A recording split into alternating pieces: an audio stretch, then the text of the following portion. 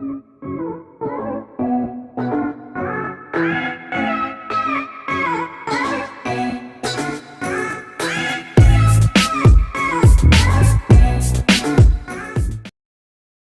welcome back guys to another video on my channel. Today we'll be doing June plum juice. So here I have some June plum. I cut it up small pieces.